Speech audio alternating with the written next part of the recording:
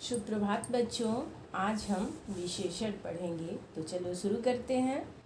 जो शब्द संज्ञा या सर्वनाम की विशेषता बतलाए उसे हम विशेषण कहते हैं। जैसे सुंदर, कुरूप, लंबा, नाटा, अच्छा, बुरा, हल्का, भारी, चतुर, मूर्ख, लाल, पीला, कुछ, थोड़ा, दो, चार, गोल, चौड़ा, दुबला, पतला आदि। अब हम कुछ उदाहरण के माध्यम से देखेंगे इसका। रीता सुंदर है। रीता क्या है बच्चों? संज्ञा है। तो यहाँ संज्ञा की विशेषता बतलाई जा रही है कि रीता सुंदर है। तो रीता हो गया संज्ञा और सुंदरता इसकी विशेषता बतलाई जा रही है। ये यहाँ किस चीज़ का बोध हो रहा है? रीता के गुण का बोध हो रहा है। अगर मैं ये कहूँ कि वह सुंदर है तो वह क्या हो गया? सर्वनाम हो गया। और सुंदरता क्या हो गया? विशेषण हो गया। नीता कुरूप है। तो यहाँ नीता के दोष का बोध हो रहा है। 5 लड़के पढ़ रहे हैं, यहाँ संख्या का बोध हो रहा है। थोड़ा पानी पी लो, यहाँ परिमाण का बोध हो रहा है। यह कलम लाल है। कलम का यहाँ रंग की चर्चा की गई है। यहाँ उपयुक्त वाक्यों में प्रयुक्त शब्द सुंदर, कुरूप, 5, थोड़ा तथा लाल संज्ञा या सर्वनाम की विशेषता बतलाते हैं। अतः यह क्या है? विशेषण है। अब हम जानेंगे कि विशेषण के कार्य। विशेषण के निम्नलिखित प्रमुख कार्य हैं। पहला कार्य क्या है वो जानेंगे। विशेषण संज्ञा और सर्वनाम के गुण दोष को बतलाता है। जैसे राधा पढ़ने में तेज है, तो यहाँ गुण का बोध हो रहा है, लेकिन वह डरपोक है। तो यहाँ किस चीज़ का बोध हो रहा है? दोष का बोध हो रहा है। दूसरा, यह संज्ञा और सर्वनाम की निश्चित संख्या या परिमाण बतलाता है। जैसे 2 लड़के आए हैं। कितने लड़के आए हैं? 2 लड़के। तो यहाँ निश्चित संख्या का बोध हो रहा है। 2 लीटर दूध दो, यहाँ निश्चित परिमाण का बोध हो रहा है। तीसरा, यह संज्ञा और सर्वनाम की अनिश्चित संख्या या परिमाण बतलाता है। जैसे कुछ लड़कियां आई हैं, यहाँ लड़कियों की संख्या निश्चित नहीं है। कुछ लड़कियां, तो यहाँ अनिश्चित संख्या का बोध हो रहा है। अधिक भोजन मत करो, अनिश्चित परिमाण का यहाँ बोध हो रहा है। चौथा, यह संज्ञा और सर्वनाम के क्षेत्र को सीमित करता है। जैसे लाल रुमाल लाओ, सिर्फ लाल, काला, पीला नहीं। उस कुत्ते को खिलाओ, किसी खास कुत्ते को नहीं, दूसरे को नहीं। पांचवा, यह संज्ञा और सर्वनाम की दशा, अवस्था आदि बतलाता है। जैसे तुम बीमार हो, तो यहाँ दशा का बोध हो रहा है। मैं जवान हूँ, तो यहाँ किस चीज़ का बोध हो रहा है बच्चों? अवस्था का बोध हो रहा है। अब हम जानेंगे विशेषण के भेद। विशेषण के मुख्यतः 4 भेद होते हैं। पहला होता है संख्यावाचक विशेषण, दूसरा होता है परिमाणवाचक विशेषण, तीसरा होता है गुणवाचक विशेषण और चौथा होता है सार्वनामिक विशेषण। अब हम पहला जानेंगे, संख्यावाचक विशेषण किसे कहते हैं? जिस विशेषण से संज्ञा या सर्वनाम की संख्या या चाहे वह निश्चित हो या अनिश्चित का बोध हो उसे संख्यावाचक विशेषण कहते हैं। बच्चों, यहाँ नाम से ही स्पष्ट हो जा रहा है संख्यावाचक विशेषण। जैसे 2, 4, पहला, चौथा, दोहरा, चौगुना, आधा, पाव, कुछ, बहुत, सैकड़ों, असंख्य आदि। अब हम कुछ वाक्य के माध्यम से देखेंगे।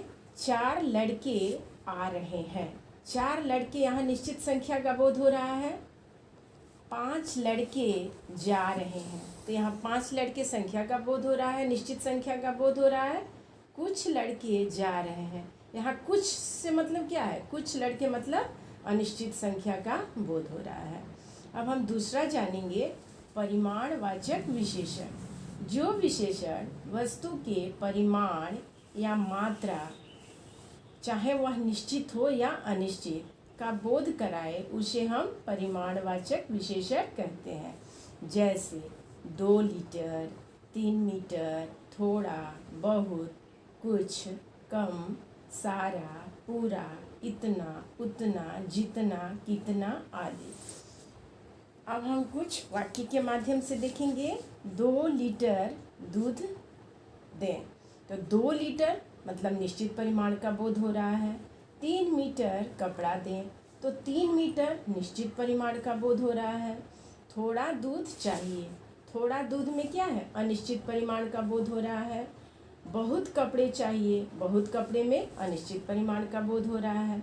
अब हम तीसरा जानेंगे बच्चों, गुणवाचक विशेषण। जिस विशेषण से गुण, दोष, रंग, आकार, स्वभाव, दशा, अवस्था आदि का बोध हो उसे गुणवाचक विशेषण कहते हैं। जैसे अच्छा, बुरा, सच्चा, झूठा, नेक, भला, सुंदर, कुरूप, आकर्षक, सीधा, टेढ़ा, लाल, पीला, हरा, नीला, लंबा, चौड़ा, छोटा, बड़ा, दयालु, कठोर, सूखा, गीला, दुबला, पतला, नया, पुराना, आधुनिक, प्राचीन, बनारसी आदि। अब हम कुछ वाक्य के माध्यम से देखेंगे। वह भला आदमी है, या मैं ये कहूँ कि वह अच्छा आदमी है, तो यहाँ किस चीज़ का बोध हो रहा है, गुणबोधक। मोहन बुरा लड़का है, तो यहाँ अगुणबोधक विशेषण है। लाल, पीला, कपड़ा का रंग कैसा है, लाल है या पीला है, तो यहाँ रंग की विशेषता बताई जा रही है। भाला नुकीला है, तो आकार का यहाँ बोध हो रहा है। मोहन दुबला है या मोटा है, तो यहाँ दशा का बोध हो रहा है। अब चौथा हम जानेंगे बच्चों, सार्वनामिक विशेषण। इसे आप लोग ध्यान से सुनोगे। जो विशेषण, जो सर्वनाम विशेषण के रूप में प्रयुक्त हो उसे सार्वनामिक विशेषण कहते हैं। जैसे यह, वह, कौन, क्या, कोई, कुछ आदि। उपयुक्त शब्द सर्वनाम और विशेषण दोनों हैं। यदि ये क्रिया से पहले, ध्यान से सुनना बच्चों, यदि ये क्रिया से पहले प्रयुक्त हो तो सर्वनाम, और संज्ञा से पहले प्रयुक्त हो तो सार्वनामिक विशेषण। जैसे यह देखो, तो क्रिया से पहले यह लगा है तो यह क्या है, सर्वनाम है। यह फूल देखो, संज्ञा से पहले यह लगा है, फूल क्या है गया, संज्ञा हो गया, और यह क्या हो गया, संज्ञा से पहले यह, तो इसलिए यह क्या हुआ, सार्वनामिक विशेषण हुआ। वह खेलेगा, तो क्रिया से पहले वह, तो यह क्या हो गया, सर्वनाम हो गया। वह लड़का खेलेगा, संज्ञा से पहले वह, तो सार्वनामिक विशेषण। उपर्युक्त बातों से स्पष्ट हो जाता है कि यह और वह शब्द सर्वनाम भी है और विशेषण भी है। यह आप पर निर्भर करता है कि इसका प्रयोग आप किस रूप में करते हैं। अतः इन शब्दों के प्रयोग में आप लोगों को बहुत ही सावधानी रखनी पड़ेगी। अब हम जानेंगे बच्चों प्रविशेषण के बारे में। प्रविशेषण किसे कहते हैं? विशेषण की विशेषता बतलाने वाले विशेषण को प्रविशेषण कहते हैं। जो विशेषण की विशेषता बतलाए उसे हम प्रविशेषण कहते हैं। प्रविशेषण सामान्यतः विशेषण के गुण में वृद्धि लाता है। जैसे थोड़ा, बहुत, अति, अत्यंत, अधिक, अत्यधिक, बड़ा, बेहद, महा, घोर, ठीक, बिल्कुल, लगभग आदि। अब हम कुछ वाक्य के माध्यम से देखेंगे। जैसे दूध मीठा है, तो मीठा यहाँ क्या है, संज्ञा की विशेषता बतलाई जा रही है कि दूध कैसा है, मीठा है, तो यह हो गया विशेषण। अगर मैं ये कहूँ कि दूध थोड़ा मीठा है, तो थोड़ा क्या हो गया, थोड़ा विशेषण की विशेषता बतलाई जा रही है कि दूध मीठा है लेकिन कैसा है, थोड़ा मीठा है, तो थोड़ा हो गया प्रविशेषण। वे 2 बजे गए, तो 2 हो गया संज्ञा की विशेषता बतलाई जा रही है, तो यह हो गया विशेषण। और वे ठीक 2 बजे आएगा, तो ठीक क्या हो गया, विशेषण की विशेषता, इसलिए यह हो गया प्रविशेषण। धन्यवाद।